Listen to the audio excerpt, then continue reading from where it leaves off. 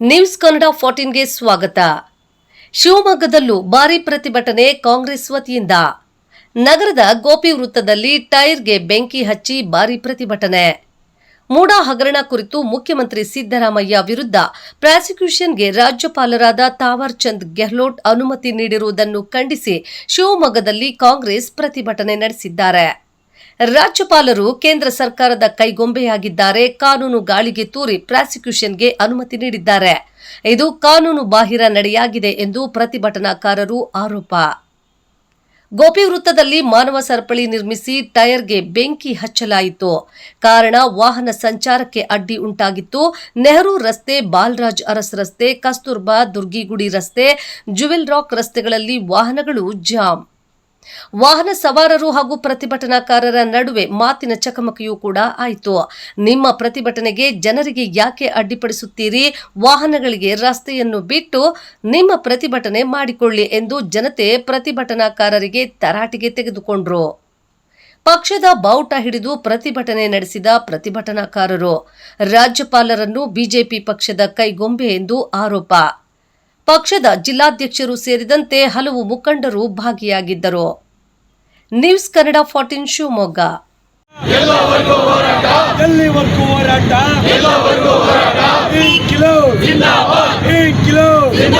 ದೇಶದ ಬಡವರ ಭಾಗ್ಯ ವಿಧಾತ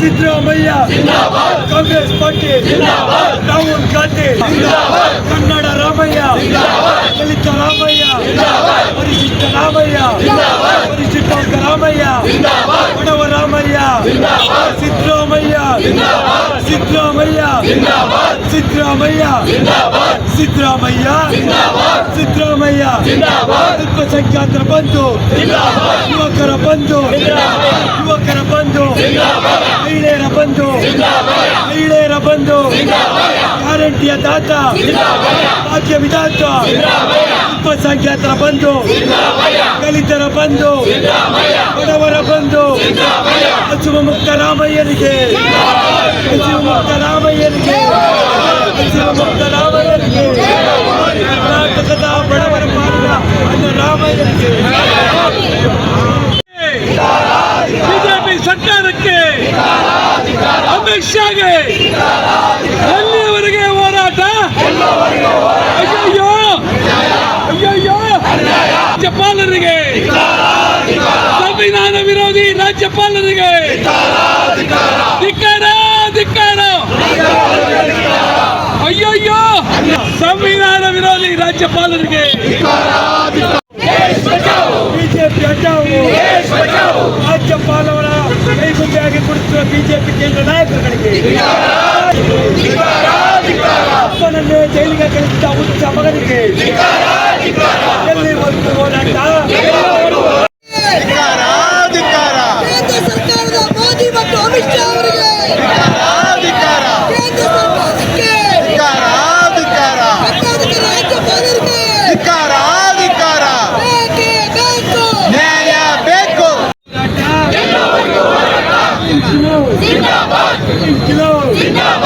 ರಾಜ್ಯಪಾಲವನ್ನು ಬಿಜೆಪಿ ಕಚೇರಿ ಮಾಡಿಕೊಳ್ಳುವ ರಾಜ್ಯಪಾಲರಿಗೆ, ಸಂವಿಧಾನವನ್ನು ಕಾಲಿಗೆ ತೂರಿದ ರಾಜ್ಯಪಾಲರಿಗೆ, ಸಂವಿಧಾನವನ್ನು ಬುಡಮೇಲೆ ಮಾಡಿದ ರಾಜ್ಯಪಾಲರಿಗೆ, ರಾಜ್ಯಪಾಲ ಹಠಾವು, ರಾಜ್ಯಪಾಲ ಹಠಾವು, ರಾಜ್ಯಪಾಲ ಹಠಾವು, ಸುಳ್ಳು ಮೊಕದ್ದಮೆಯನ್ನು ದಾಖಲು ಮಾಡುವ ರಾಜ್ಯಪಾಲರಿಗೆ, ಸಂವಿಧಾನದ ಅರಿವೇ ಇಲ್ಲದ ರಾಜ್ಯಪಾಲರಿಗೆ, ಕರ್ನಾಟಕವನ್ನು ಸುರಕ್ಷಿತ ಸಂಗತಿಗೆ ತಂದಿರುವ ರಾಜ್ಯಪಾಲನಿಗೆ, ಕೇಂದ್ರ ನಾಯಕರನ್ನು ಹತ್ತಿಕ್ಕುತ್ತಿರುವ ರಾಜ್ಯಪಾಲನಿಗೆ, ಐಟಿ ಇಡಿಯನ್ನು ಎದುರಿಸುವ ಬಿಜೆಪಿ ಸರ್ಕಾರಕ್ಕೆ ಎಲ್ಲಿವರೆಗೂ ಹೋರಾಟ? ಎಲ್ಲಿವರೆಗೂ ಹೋರಾಟ? 8 kilo, 8 kilo, free board, free board.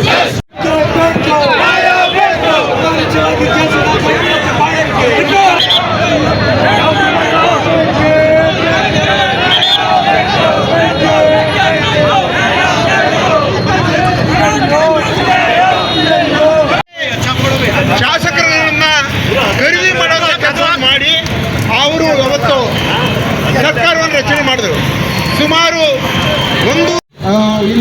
Block ಅಧ್ಯಕ್ಷರುಗಳಿದ್ದಾರೆ, ಇಲಾಖೆ ವಿರುಸಿನ ಎಲ್ಲ ಪದಾಧಿಕಾರಿಗಳು ಸಹ ಇಲ್ಲಿದ್ದಾರೆ.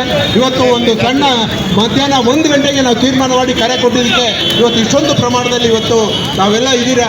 ತಮಗೆ ಇವತ್ತು ಈ ಸಂದರ್ಭದಲ್ಲಿ ಸಹಕಾರ ನೀವೇನ್ ಮಾಡಿದ್ರಿ ಕೇಂದ್ರ ಸರ್ಕಾರದವರು? ನೀವೇನ್ರಿ ಮಾಡಿದ್ರಿ? ಪೋಕ್ಸೋ ಕಾಯ್ದೆ ವಿಚಾರವಾಗಿ ಮಹಿಳೆಗೆ ನೀವೇನ್ರಿ ಅನ್ಯಾಯ ಕೊಟ್ರಿ? ಯಾವ ನ್ಯಾಯ ಕೊಟ್ರಿ ನೀವು? ನೀವು ಉತ್ತರ ಕೊಡಬೇಕು ಕೇಂದ್ರ ಸರ್ಕಾರದವರು. ಪೋಕ್ಸೋ ಕಾಯ್ದೆ ಹಾಗೆ ರುಜುವಾತನ್ನ ತಂದೆಯ ಹೆಸರ ಮೇಲೆ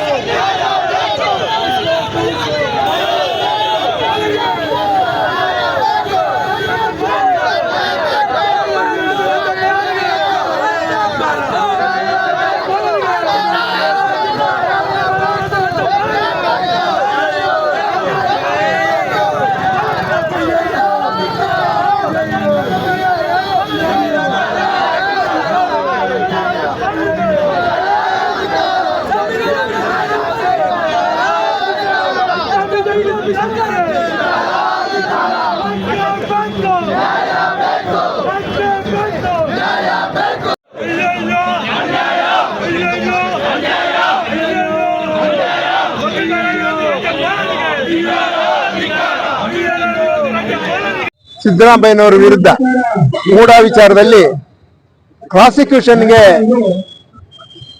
ಅವರು ಅನುಮತಿಯನ್ನು ನೀಡಿದ್ದಾರೆ. ಇವತ್ತು ಪಕ್ಷಪಾತಿ ಧೋರಣೆಯನ್ನ ಈ ಗವರ್ನರ್ ಅವರು ರಾಜ್ಯಪಾಲರು ಮಾಡ್ತಾ ಇದ್ದಾರೆ. ಕಾರಣ ಏನು ಅಂತ ಹೇಳಿದ್ರೆ, ಇವರು ಕೇಂದ್ರ ಸರ್ಕಾರದ ಕೈಗೊಂಬೆ ಹಾಕಿ ಇವತ್ತು ಕೆಲಸವನ್ನು ಮಾಡ್ತಾ ಇದ್ದಾರೆ.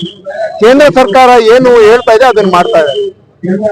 ಸಿದ್ದರಾಮಯ್ಯನವರಿಗೆ ಇವರು ಏನು ಬೇರೆ ಬೇರೆ ರಾಜ್ಯಗಳಲ್ಲಿ ಬೇರೆ ಬೇರೆ ಮುಖಂಡರುಗಳಿಗೆ ಇಡಿ ಬಿಟ್ರು, ಸಿಬಿಐ ಬಿಟ್ರು, ಇನ್ಕಮ್ ಟ್ಯಾಕ್ಸ್ ಬಿಟ್ರು, ಇವೆಲ್ಲ ಸಿದ್ದರಾಮಯ್ಯನವ್ರ ಹತ್ರ ನಡೆಯಲ್ಲ ಅಂತ ಹೇಳಿ ಈ ಒಂದು ಪ್ರಕರಣವನ್ನು ಇಟ್ಕೊಂಡು ಸುಮ್ಮನೆ ಅವರ ಸಿದ್ದರಾಮಯ್ಯನವರ ಇದರಲ್ಲಿ ನೇರವಾದಂತ ಫಲಾನುಭವಿ ಅಲ್ಲ, ಅಥವಾ ಅವ್ರೇನ ಆದೇಶ ಮಾಡಿದ್ದಿಲ್ಲ, ಅವರಿಗೆ ಸಂಬಂಧನೇ ಇಲ್ದಿದ್ರು ಸಹ ಇವತ್ತು ಮೂಢ ವಿಚಾರದಲ್ಲಿ ಅವರ ವಿರುದ್ಧ ಯಾರೋ ಬೇರೆ ವ್ಯಕ್ತಿಗಳು ಕೊಟ್ಟಂತ ದೂರಿಗೆ ಇವತ್ತು ಪ್ರಾಸಿಕ್ಯೂಷನ್ಗೆ ಅನುಮತಿ ಕೊಡುವಂತ ಕೆಲಸವನ್ನು ಮಾಡ್ತಾ ಇದ್ದಾರೆ.